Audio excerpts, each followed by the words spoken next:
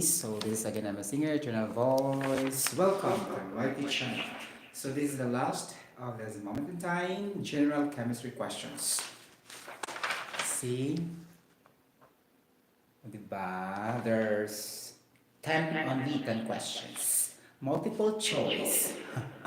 Question number one.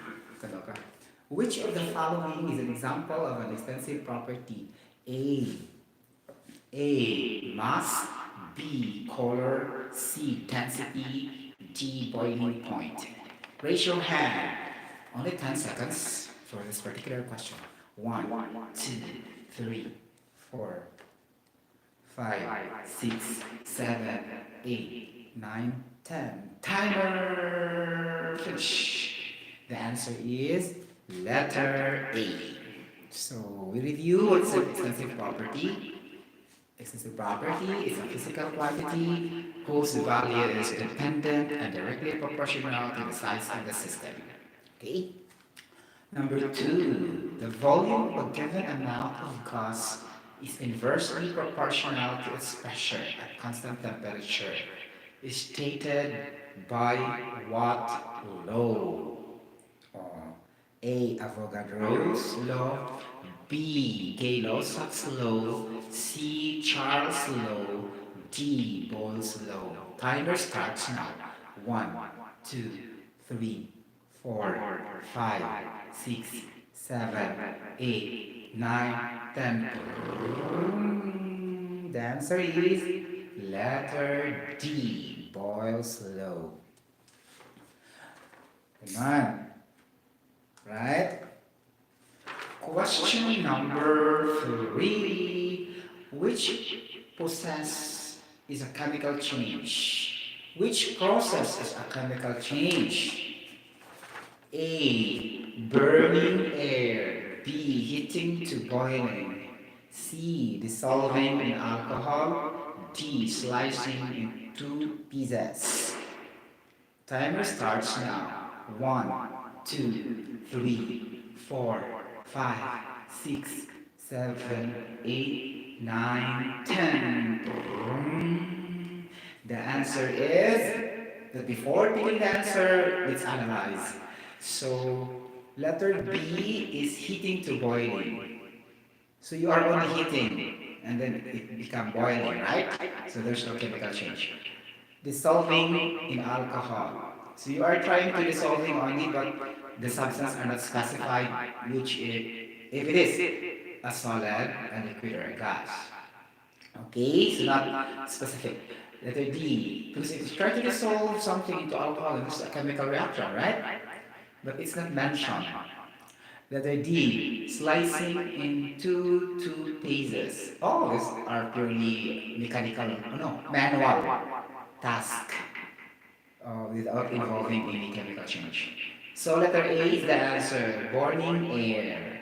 Okay? So if you burn air, meaning there's a combustion process, pyrolysis, like that, or shall we say thermal cracking of various substances with heat to a higher temperature. Okay? What is the chemical formula of a chalk? Chalk that is used in writing in the green board or white board. No, green board only, or what we call as the blackboard. Okay, calcium carbonate CaCO3, B COOH or the carboxylic acid functional group. C calcium oxide, D carbonic acid. Then 1, 2, 3, 4, 5, 6, 7, 8, 9, 10.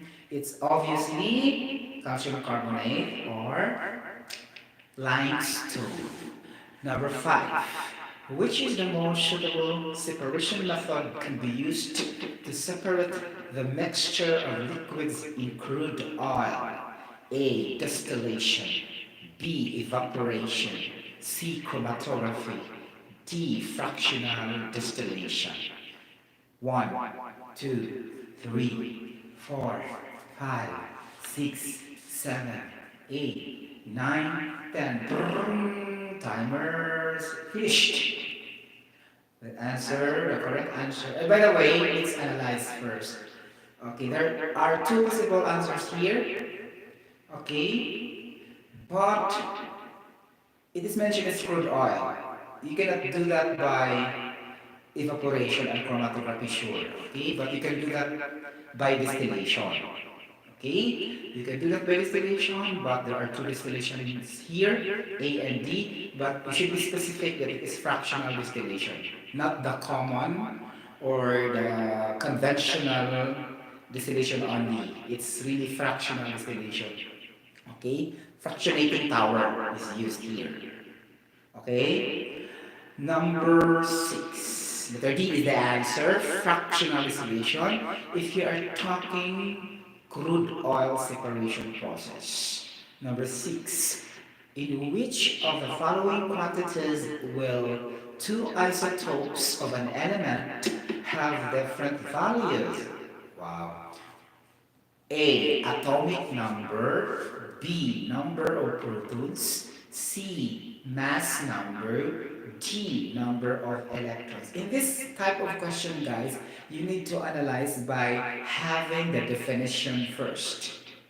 Okay, and then you have to interpret if it really qualifies to the question, and then you can easily detect what is the best answer, something like that. Okay, so as we can remember that isotopes are those elements that possess the same atomic number and number of protons. So automatically the A and B is no longer qualified because the same. Okay, and then it has different mass numbers. Okay, and then it's stated here of an element have different values. Different meaning mass number are different. So letter C.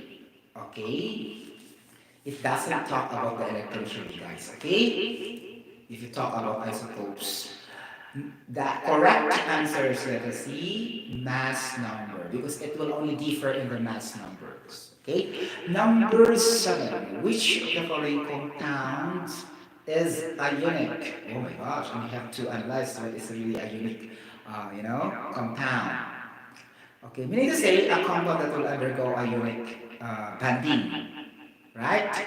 So A, hydrofluoric gas. Okay, B, carbon monoxide. C, carbon dioxide. D, potassium chloride. Oh my gosh. So it's not really easy to detect immediately, but the best thing to do this, guys, is to do the Lewis dot structure using the octet rule of chemical bonding, right? So let's go first with A, H, and F. So positive 1 and the fluoride is negative 1. But these are all, there's a fluoride. And then there's a gas. It's not possible to be an ionic. Okay? So letter B, carbon and oxygen. It's not possible. All compounds have oxygen will not exhibit or will not perform ionic bonding. Put this in your brain cells. All compounds that possess oxygen in the chemical formula will not undergo ionic bonding. Okay? So, literally or technically will undergo incomplete or complete combustion reaction. So, the last choice will be letter D, potassium chloride. So, most of the ionic bonding is referring to electrolytes. Okay, meaning there's a positive charge or negative charge, so usually salts. So potassium chloride is a salt, just like sodium chloride. So the answer is letter D, potassium chloride. Okay, ionic. Ions.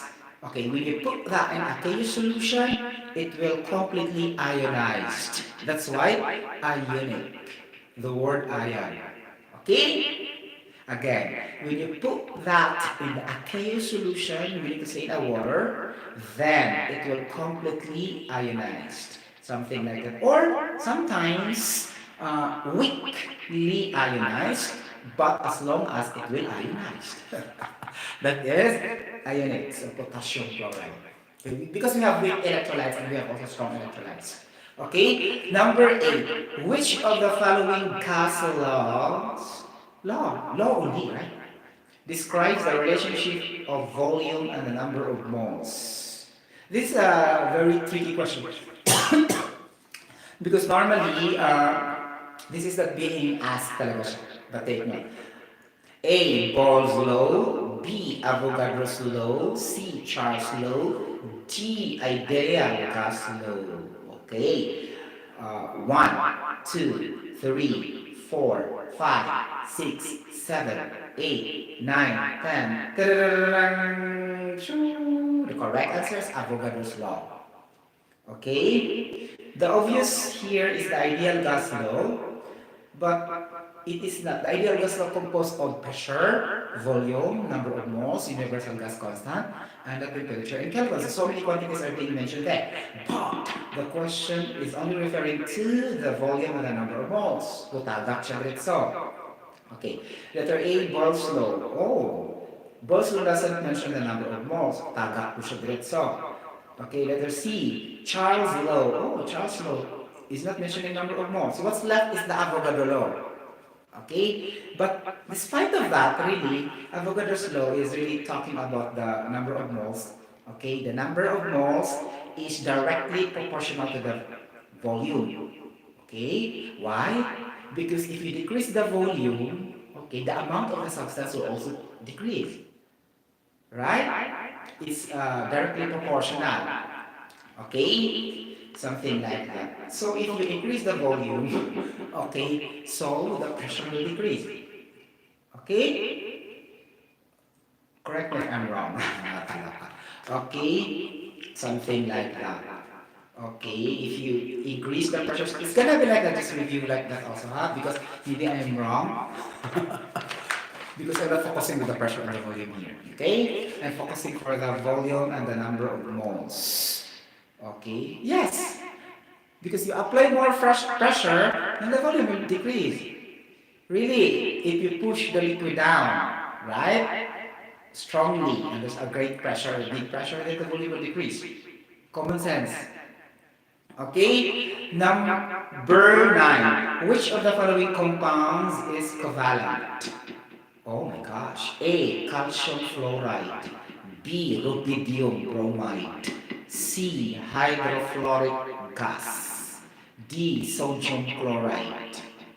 So now asking for covalent bonding. So what is the definition of covalent bonding? So you have to go first with the definition. It's a sharing of electrons could either be equal or not equal sharing of electrons. Calcium fluoride, it's not. Okay? It's more on a salt. So ionic character. Okay? Letter B also, it's ionic character also. Guys, try to think, if you are referring to ionic, you are focusing on the halogen group. Halogen or the halide attached into it. An element or a metal plus the halide group. So what is the halide group? So fluoride, chloride, bromide, iodide, like that. So that is your first clue. So A and B, taga. Okay, because ionic. And then C, HF, and so taga ang tulu because tulu are ionic. Calcium fluoride, rhodium bromide, and sodium chloride are all ionic bonding. So what's left is hydrofluoric gas because fluoride is negative 1 and hydrogen positive 1. Yes? Yes. Because halide is negative 1, right? Chloride, bromide, fluoride, like this. Okay? So hydrofluoric gas is the correct answer. Guys, covalent bonding. Oh. So if you try to illustrate that also, yes, this is unequal sharing of electrons. So this is polar covalent bonding specifically, the hydrofluoric gas, because there's an excess of unshared electrons. Because your parent or your backbone element in your bonding will be the fluorine, right? Yes. And fluorine having, it's gonna be 5 electrons in the outermost shell. Correct me if I'm wrong. So 5. Okay? Just like nitrogen, right? Something like that. And then if you try to band that, there's an excess electrons. 5 ba siya or 7? Okay? I don't think so. Just review also. Okay? So number 10. In Lewis electron dot structure, how many dots should there be considered on an atom's table? Okay? A1, B4, C6, D8. 1, 2, 3, 4, 5, 6, 7, 8, 9, 10. Ta-da-da! The correct answer is letter D, A. Okay? Lewis electron dot structure is referring to the octet rule. So octet rule, octa, meaning 8. So that is your first identification. And then all electrons in the outermost shell, as far as I could remember, will never exceed to 8. Really, there's no 9 number of electrons in the outermost shell of all elements in the periodic table. Correct me if I'm wrong also, huh? Try to review that one also. There are only maximum of 8 electrons. That's why we have the octet rule. Or else we have the nona rule or nonet rule. Right? Nonet rule, and then we have also the decat rule. Decat meaning 10. Okay? 10 to the 1 in the prefixes, as I discussed a while ago, right? 10 raised to the power 1 is a deca. Then if you try to make it a polygon, it's decagon. And then if you try to have an analogy here, you have also decat. Kay octet man, or decit. Naka. Joke lah. So only octet rule is octa.